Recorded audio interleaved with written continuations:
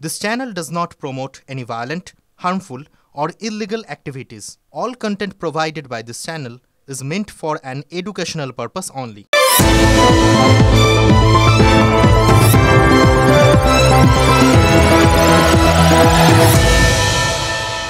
বাংলার মানুষের আবেগের কাছে আমি বলবো, আমি ক্ষমা চাইছি আপনাদের কাছে।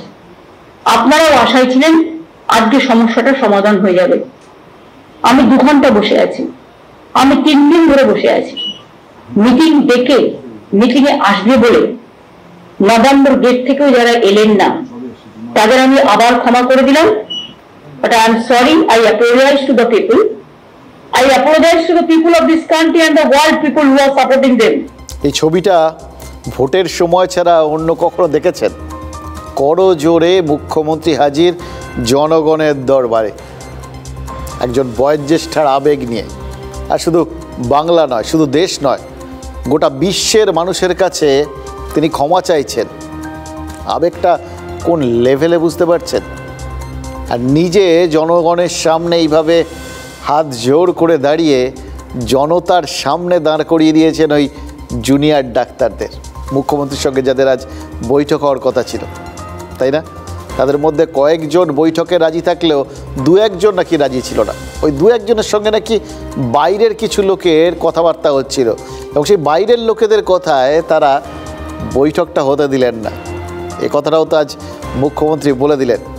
দেখুন, রাজনীতিকদের চোখে যে অরাজনৈতিক বলে কিছু হয় না, আর রাজনীতির বিরুদ্ধে অরাজনৈতিক যুদ্ধ বলে যে কিছু হয় না, এটা কি আজ টের পেলেন জুনিয়র ডাক্তাররা? কারণ রাজনীতি ওই রংহীন আন্দোলনেও কিন্তু ঠিক রং খুঁজে পেয়ে যায়। একদিকে তার নিজের জন্য আর নিজের সরকারের জন্য সেন্টিমেন্টাল কার্ড খেললেন, আর অন্যদিকে জুনিয়র ডাক্তারদের জন্য divide and rule policy apply করলেন। ভাগ, যত বিভাগ করে দেবেন তত শাসন করতে সুবিধা হবে। ভাগাভাগির সেই ব্রিটিশ আমলের তত্ত্ব, যাবতীয় অস্ত্র আজ কিন্তু প্রয়োগ করে দিলেন মুখ্যমন্ত্রী এবং আন্দোলনকারীদের ওই সাধারণ মানুষের এজলাসে অ্যাকচুয়ালি দাঁড় করালেন। তাদের কোথাও গিয়ে আসামির কাঠগড়ায় তুলে দিলেন। বয়োজ্যেষ্ঠার আবেগ দিয়ে জুনিয়র ডাক্তারদের মোটামুটি আজ গণশত্রুর পর্যায়ে নিয়ে গেলেন। ধৈর্য ধরবো, কিন্তু আপনাদের আমি বলবো, রিকোয়েস্ট করে আপনারা কাজে যোগ দিন। আমার এটুকু আহ্বান থাকবে।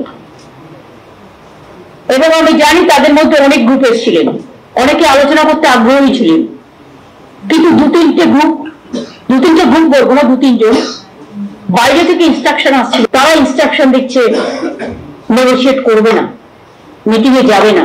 I am sorry, I apologise to the people of my state and other state. It never happens anywhere.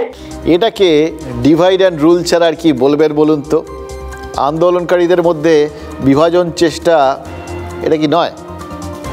দেখুন, আন্দোলন যতই অরাজনৈতিক হোক, এই জুনিয়র ডাক্তারদের উল্টো দিকে যারা রয়েছেন তারা তো অ্যাকচুয়ালি রাজনীতির মানুষ। প্রশাসনিক পদে থাকলেও মমতা বন্দ্যোপাধ্যায় বা চন্দ্রিমা ভট্টাচার্য এরা সবাই রাজনৈতিক ব্যক্তিত্ব। ফলে এই খেলার যা নিয়ম, সেই নিয়মেই তো জুনিয়র ডাক্তারদের খেলতে হবে। যদি না খেলেন, ওই তাদের গণশত্রু হয়ে পড়ার একটা চান্স আছে। কারণ ইতিমধ্যেই সুপ্রিম কোর্টের স্বাস্থ্য দপ্তর জানিয়েছে যে জুনিয়র ডাক্তাররা কাজে ফিরছেন না বলে লক্ষ লক্ষ মানুষকে পরিষেবা দেওয়া যাচ্ছে না, অসংখ্য মানুষ চিকিৎসা পাচ্ছেন না, 23 জনকে প্রাণ হারাতে হয়েছে। ফলে অচলাবস্থা যদি চলতে থাকে, এই পরিস্থিতি আরও খারাপের দিকে যাওয়ার সম্ভাবনা আছে।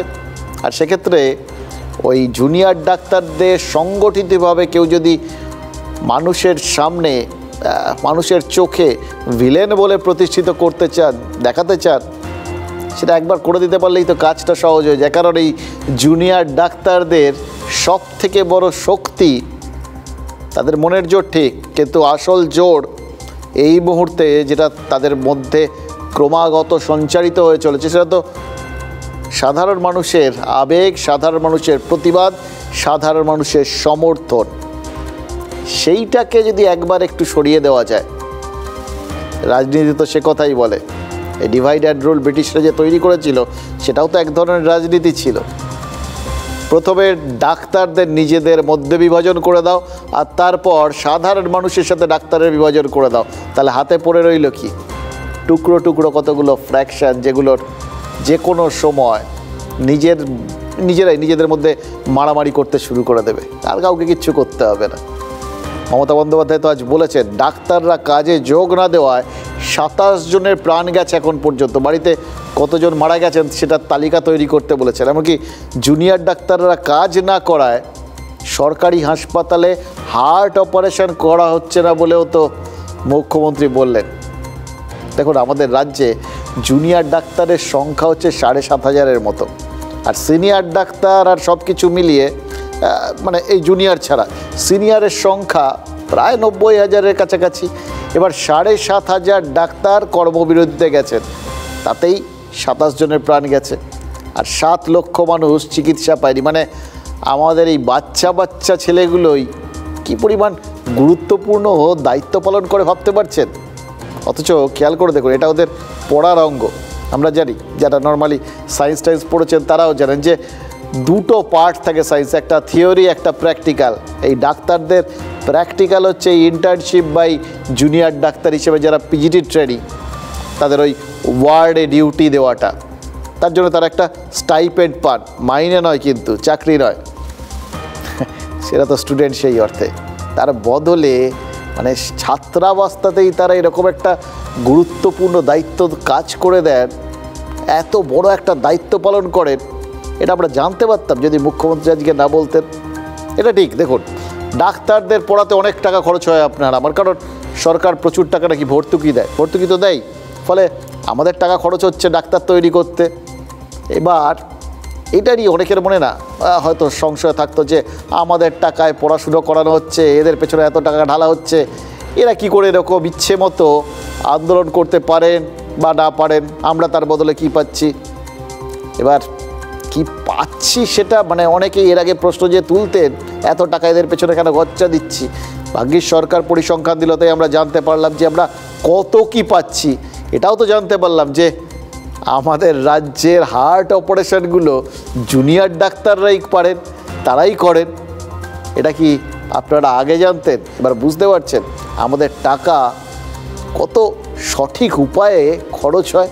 মানুষকে অলরেডি 27 জন মানুষ মারা গিয়েছেন এবং 7 লক্ষ ওপর মানুষ পরিষেবা পায়নি। 32 দিন হয়ে গেল কাজ করছেন না জুনিয়র ডাক্তাররা এবং রেসিডেন্সিয়াল ডাক্তাররা অনেকেই। 1,500 সিরিয়াস কেস, এমার্জেন্সি কেস, যাদের হার্ট অ্যাটাক হয়েছে, হার্ট অপারেশন হবে, তারাই 32 দিন ধরে অপেক্ষা করছেন। কিডনিতে ক্যাথ চেঞ্জ করবার জন্য মারা গেছে একটি ছেলে ইসরার,